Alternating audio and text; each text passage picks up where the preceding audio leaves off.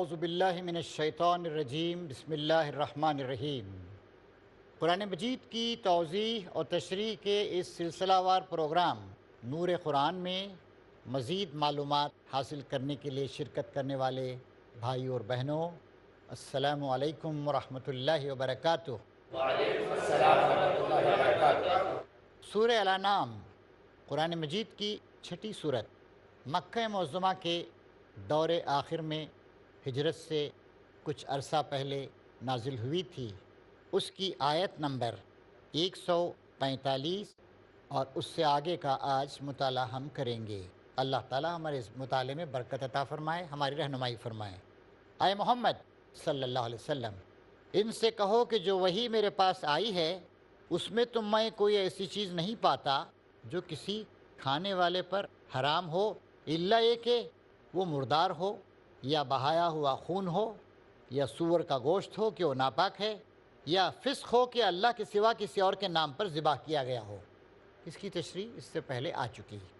پھر جو شخص مجبوری کی حالت میں کوئی چیز ان میں سے کھا لے بغیر اس کے کہ وہ نافرمانی کا ارادہ رکھتا ہو، کسی ایسی جگہ پھنس گیا جہاں زندگی بچانے کے لیے اس کے علاوہ کوئی چیز ہے نہیں، حرام چیز ہی ہے، اور بغیر اس کے کہ وہ حد ضرورت سے تجاوز کرے، وہ بھی اتنا استعمال کرے کہ جان بچ جائے، تو یقیناً تمہارا رب درگزر سے کام لینے والا اور رحم فرمانے والا ہے۔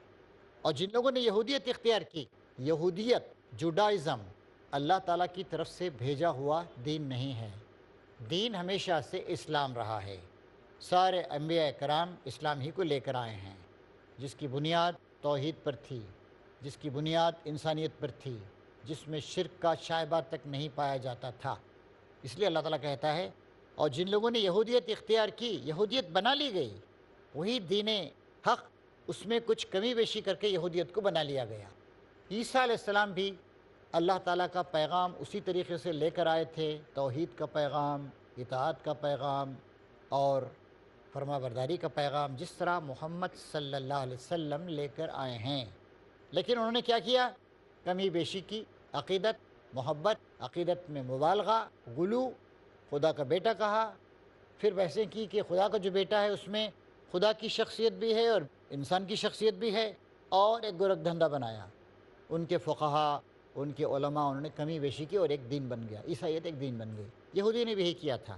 جن لوگوں نے یہودیت اختیار کی ان پر ہم نے سب ناخن والے جانور حرام کر دیے تھے، اور گائے اور بکری کی چربی بھی، بجز اس کے جو ان کی پیٹھ یا ان کی آنتوں سے لگی ہوئی ہو یا ہڈی سے لگی رہ جائے۔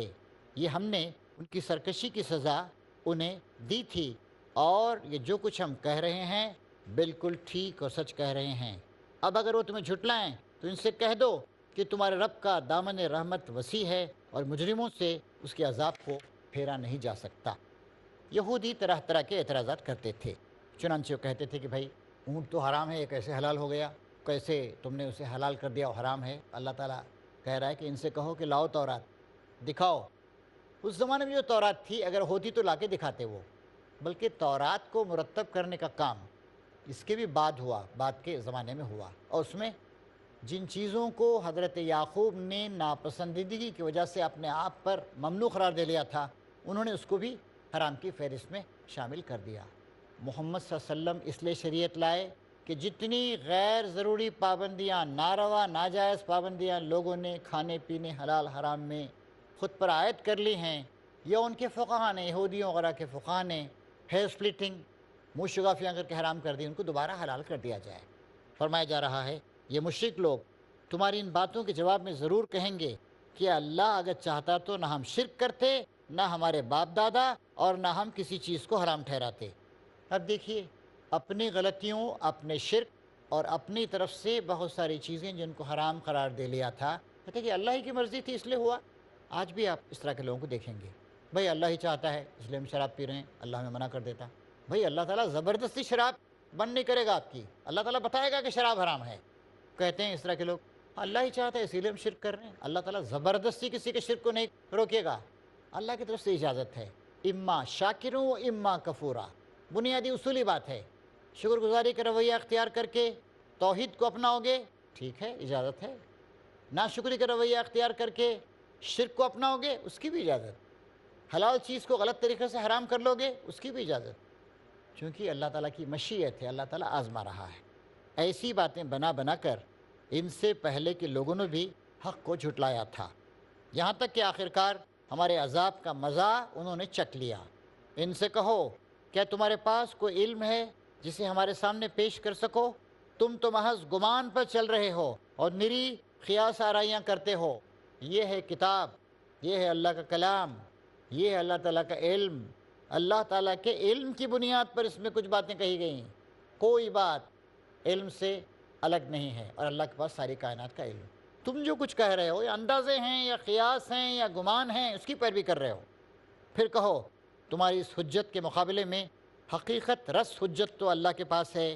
بے شک اگر اللہ چاہتا تو تم سب کو ہدایت دے دیتا، اللہ تعالیٰ زبردستی ہدایت پر تم کو لگا دیتا، لیکن اللہ تعالیٰ آزما رہا ہے، لہٰذا تم اپنی غلطیوں کے ذمہ دار ہو۔ ان سے کہو، لاؤ اپنے وہ گواہ جو اس بات کی شہادت دیں کہ اللہ ہی نے ان چیزوں کو حرام کیا ہے۔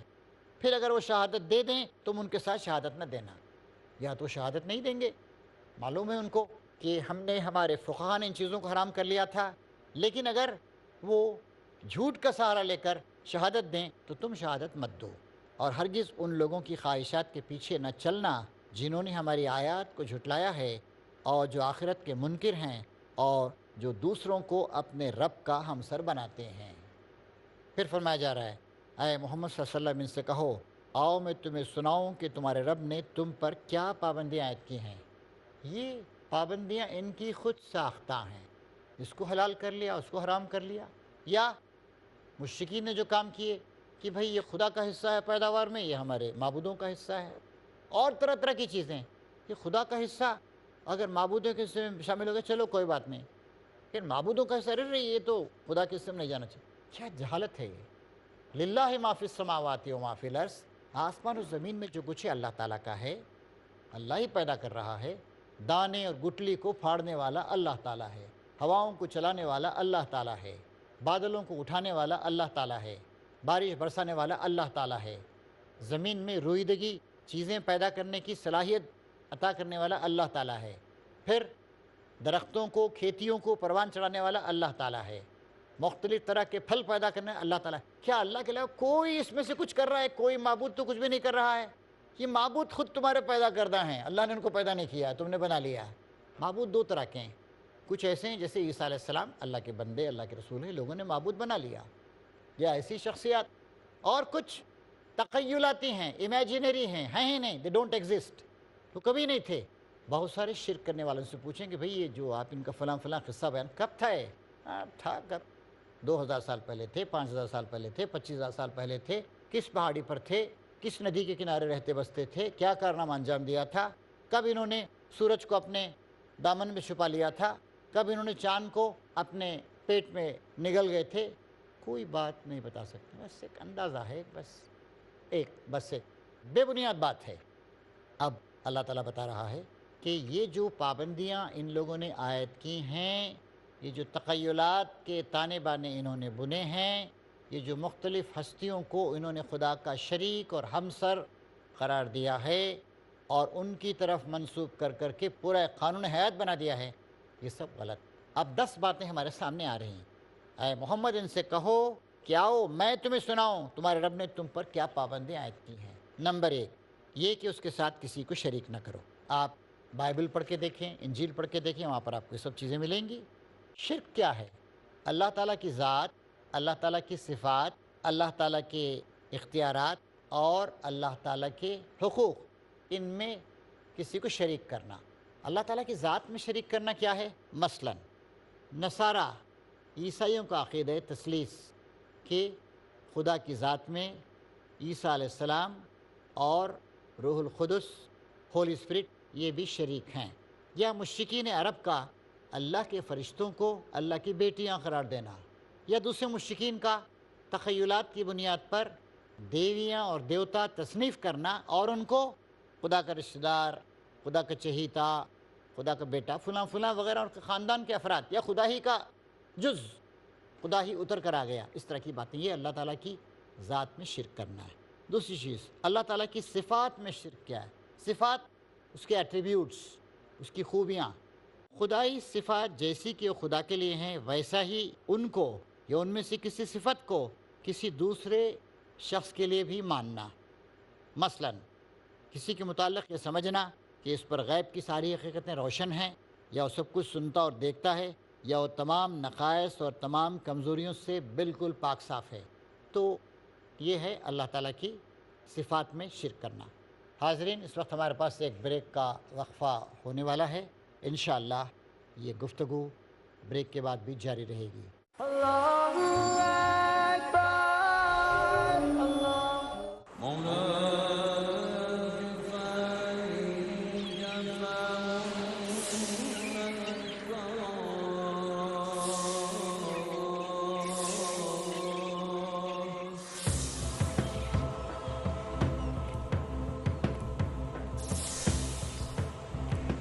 دل ہو زندہ تو ہے منزل کامرانی، ورنہ صبح و شام تو بس ہے آنی جانی۔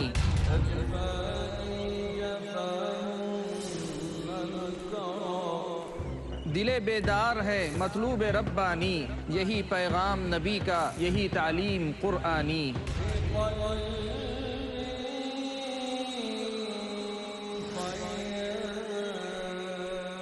دل کیا ہے؟ دل کی ضرورت کیا ہے؟ دل کی زندگی کیا ہے؟ موت کیا ہے؟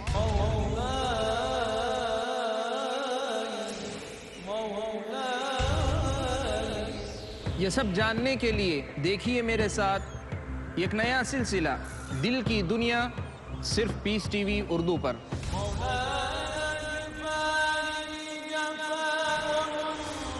صرف مومنوں کا مقدر ہے ایمان کی لازوال روشنی، جو کرتی ہے آباد دل کی دنیا۔ ہر منگل رات 7:30 بجے اور دوبارہ صبح 10:30 بجے انڈیا میں پیس ٹی وی اردو پر۔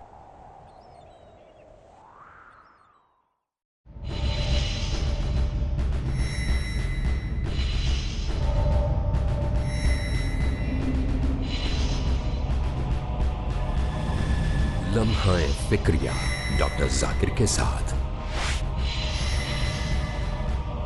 عالمی بھائی چارہ۔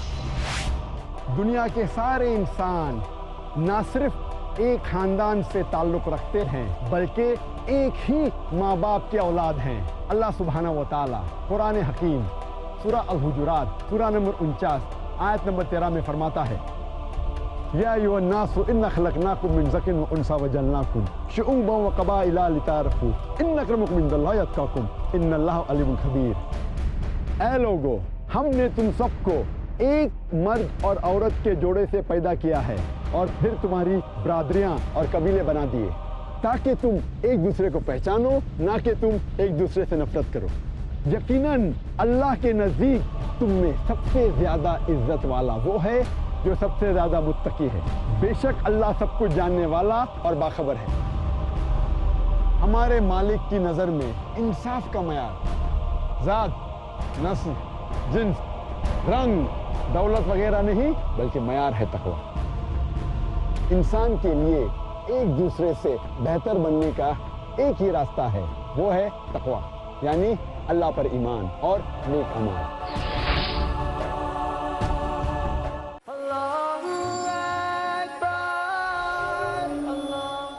محترم حاضرین، بریک کے بعد آپ کا دوبارہ استقبال ہے۔ گفتگو اس بات پہ ہو رہی تھی کہ اللہ تعالیٰ نے ارشاد فرمایا ہے کہ تمہارے خود ساختہ معبود، تمہارے خود ساختہ قوانین، ان کی کوئی اصل بنیاد نہیں ہے۔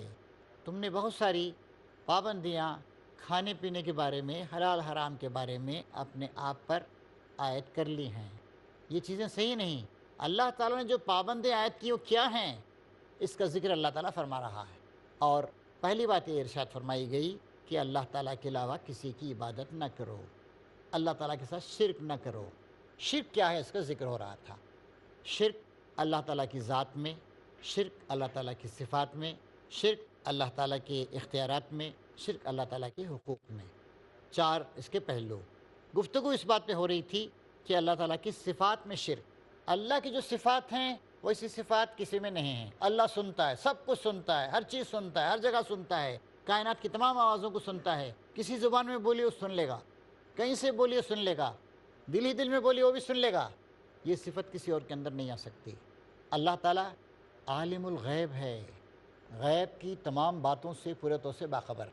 جیسے ہمارے پاس قرآن شریف میں آیت آتی ہیں کہ کوئی درخت سے گرنے والا پتا ایسا نہیں ہے جس کی خبر اللہ تعالیٰ کو نہیں ہو، اور فرمایا گیا کہ غیب کی کنجیاں اس کے پاس ہیں اور کسی اور کے پاس نہیں ہیں۔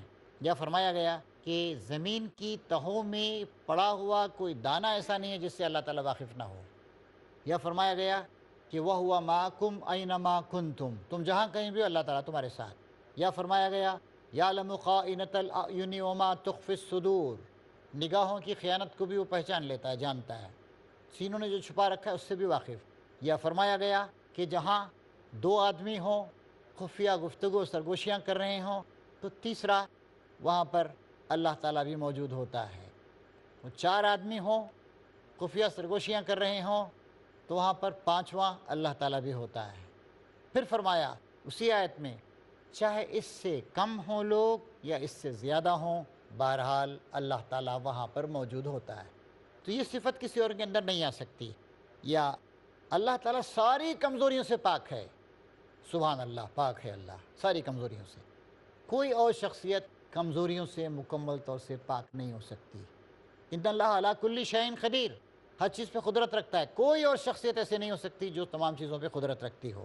اس طریقے سے اللہ تعالیٰ کی صفات میں بھی شرک نہ کیا جائے۔ تیسری بات، اللہ تعالیٰ کے اختیارات۔ اللہ تعالیٰ کے اختیارات مثلاً کیا ہیں؟ ما فوق الفطرت طریقے سے، سپر نیچرل طریقے سے آپ کی مدد کر سکتا ہے، اور کوئی دوسرا سپر نیچرل ما فوق الفطرت طریقے سے کسی کی مدد نہیں کر سکتا ہے۔ حاجت روائی کرنا، دستگیری کرنا، محافظت نگہبانی کرنا، دعائیں سننا، قسمتوں کو بنانا بگاڑنا، حرام اور حلال، جائز اور ناجائز کی حدیں مقرر کرنا، انسانی زندگی کے لیے قانون اور شریعت بنانا، لا میکنگ، یہ سب اللہ تعالیٰ کے خاص اختیارات ہیں۔ یہ اختیارات اگر ہم نے کسی کو دیے، ان میں سے کچھ دیا تو اتنا ہم نے شرک کیا۔ چوتھی بات، اللہ تعالیٰ کے حقوق ہیں۔ اللہ تعالیٰ کے حقوق میں کسی کو شریک نہ کیا جائے۔ اللہ تعالیٰ کے حقوق کیا ہیں؟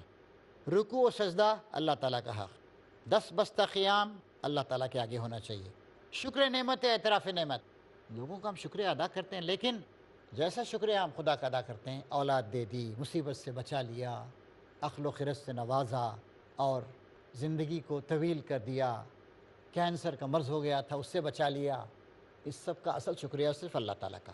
اعتراف نعمت کے لیے نظر و نیاز و قربانی، یہ صرف اللہ تعالیٰ ہی کی جائے گی، کسی اور کے لیے قربانی نہیں کی جائے گی۔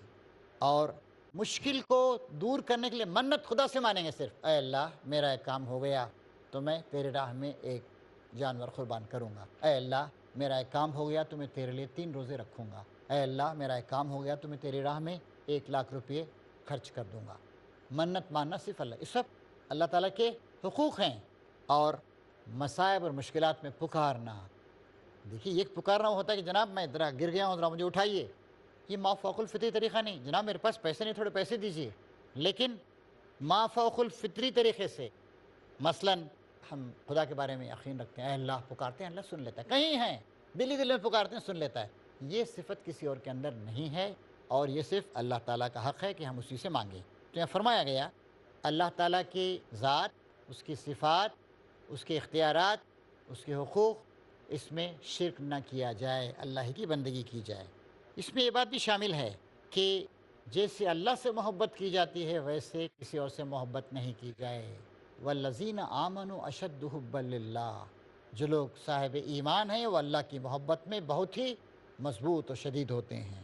اسی طرح ایسا مستحق تقوی و خشیت ہونا کہ غیب و شہادت میں اس کی ناراضی اور اس کے حکم کی خلاف ورزی سے ڈرا جائے، یہ بھی اللہ کا حق ہے صرف۔ اور یہ بھی اللہ ہی کا حق ہے کہ اس کی غیر مشروط اطاعت کی جائے، غیر مشروط، انکنڈیشنل، اللہ نے کہا مانیں گے، کسی اور کی ایسی غیر مشروط اطاعت نہیں کی جائے گی۔ جو بھی دوسرا آدمی کوئی بات کہے گا، دیکھیں گے اللہ نے اس کی اجازت دی ہے نہیں، لیکن اللہ جو کہا اللہ نے مان لیں گے، کیونکہ خالق ہے، مالک ہے، پروردگار ہے، رب ہے، رازق ہے، حاکم ہے، عالم الغیب والشہادہ ہے، ذرے ذرے کا پیدا کرنے والا، اس کو نگرانی کرنے والا ہے، کائنات کو چلانے والا ہے، ہمیں پیدا کرنے والا ہے، جو کہے گا مانیں گے، غیر مشروط اطاعت، یہ ہے اسلام کی صحیح روح، سچی اسپرٹ، جو اللہ نے کہا مان لیا، چون چرا کچھ نہیں، کسی اور صاحب نے کہا تو کہیں گے۔ اسی کے تحت اللہ کے رسول کی اطاعت بھی آتی ہے، کیونکہ اللہ کے رسول اللہ کے حکم کے علاوہ کبھی کوئی بات نہیں کہتے، لیکن مستقل بالذات اطاعت یعنی acceptance of order in it self صرف اللہ تعالیٰ کی جائے گی۔ تو یہ بات توحید کے سلسلے کی سب سے پہلی بات ہمارے سامنے آج آئی ہے، اور 10 باتیں جو اللہ تعالیٰ نے مکے کے آخری دور میں سورہ انعام میں نازل فرمائی، جس میں مشرکوں کو بتایا گیا، مخاطبین کو بتایا کہ بھئی یہ ہیں کرنے کے تمہارے کام، یہ حلال حرام کر لینا اور یہ مختلف رسمیں بنا لینا، اور یہ جانور کھا سکتے ہیں نہیں کھا سکتے ہیں، اس جانور کو مرد کھا سکتے ہیں عورتیں نہیں کھا سکتی ہیں، اس کا نر کھا سکتے ہیں اس کی مادہ نہیں کھا سکتے ہیں، یہ سب کے سب تمہارے مذمومات اور تمہارے بنائے ہوئے طور طریقے ہیں، اس کی چھوڑو اور آؤ اس طرف۔ سب سے پہلی چیز اللہ ہی کی بندگی کرو، اس کے ساتھ کسی کو شریک نہ کرو، نہ اللہ کی ذات میں، نہ اس کی صفات میں، نہ اس کے اختیارات میں، نہ اس کے حقوق میں۔ دوسری بات، اور والدین کے ساتھ نیک سلوک کرو۔ قرآن مجید میں کئی جگہوں پر یہ چیز ہمارے سامنے آتی ہے کہ اللہ تعالیٰ کے حقوق کا ذکر کرنے کے بعد دوسرے نمبر پر والدین کا ذکر آیا ہے۔ کیوں؟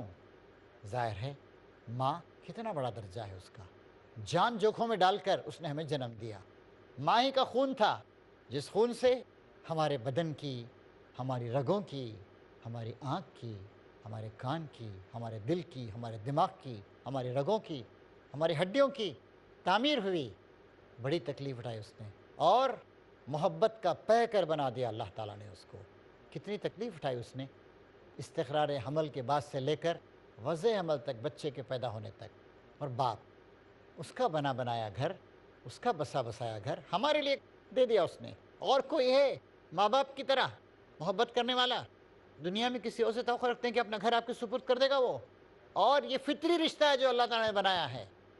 ماں کا ہم ایک جز بنانا، ماں کے دل میں محبت کے ایک چشمے کو جاری کر دینا، یہ اللہ تعالیٰ کا بہت بڑا کرم۔ اور باپ کو شفقتوں کا ترجمان، شفقت بھرا ایک سایہ دار درخت اور ایک رحمتوں کا آسمان بنا دینا، یہ بھی اللہ تعالیٰ کا عطیہ ہے۔ اس لیے فرمایا گیا والدین کے ساتھ نیک سلوک کرو۔ اور تفصیلات آتی ہیں، یہاں پر شارٹ میں باتیں بتائی گئی ہیں مختصر، کہ مثلا اور جگہوں پر آیا ہے کہ تمہاری ماں نے تکلیف پر تکلیف اٹھا کر تمہیں اپنے پیٹ میں رکھا، اور تمہاری پیدا ہونے میں، دودھ چھڑانے میں اتنا عرصہ لگ گیا۔ باپ کا بھی ذکر کیا گیا ہے کہ ماں اور باپ یہ دونوں میں سے کوئی ایک بوڑھے ہو جائیں تو ان کے ساتھ احترام کا رویہ اختیار کرو، اور کندھے جھکے رکھو، یعنی احترام کا طریقہ اختیار، صرف کندھے سے جھکا لینا یہ مراد نہیں ہے، مجازی الفاظ ہیں۔ اور ان کے لیے دعا کیا کرو کہ رب ارحمہما کما ربیانی صغیرا، اے میرے رب ان پہ رحم فرما، اسی طرح رحم فرما جیسے انہوں نے رحم و کرم کے ساتھ مجھے بچپن میں پالا تھا۔ تو اس طریقے سے 2 باتیں یہاں پر ہمارے سامنے آئی ہیں آج کے اس ورکشاپ میں، کہ ہم اللہ کے ساتھ کسی کو شریک نہ کریں، دوسری بات یہ ہے کہ ہم والدین کے ساتھ اچھا سلوک کریں۔ اور باتیں انشاءاللہ آئندہ آئیں گی، مثلاً اولاد کو مفلسی کے ڈر سے نہ قتل کرنا، بے شرمی کی باتوں کے قریب بھی نہ جانا، اور کسی جان کو ہلاک نہ کرنا، اسی طریقے سے یتیم کے مال کے قریب نہ جانا، ناپ تول میں صحیح طریقہ اختیار کرنا، اور جب بھی کوئی بات کہی جائے تو انصاف کی بات کہنا، اور اللہ تعالیٰ کے ساتھ جو عہد کیا گیا اس کو پورا کرنا، اور اسی طریقے سے آخری بات یہ کہ اللہ تعالیٰ کی ہدایت کے راستے پہ چلنا اور دوسرے راستوں پہ نہ چلنا۔ اس طرح کی باتیں انشاءاللہ اگلے ایپیسوڈز میں ہمارے سامنے آئیں گی۔ یہیں پر ہم اپنی بات ختم کرتے ہیں، اللہ تعالیٰ سے دعا کرتے ہیں کہ وہ ہمیں شرک کے ہر شائبے سے بچنے کی توفیق عطا فرمائے، اور جو احکام اس نے دیے ہیں ان پر عمل کرنے کی توفیق عطا فرمائے۔ وآخر دعوانا ان الحمد للہ رب العالمین۔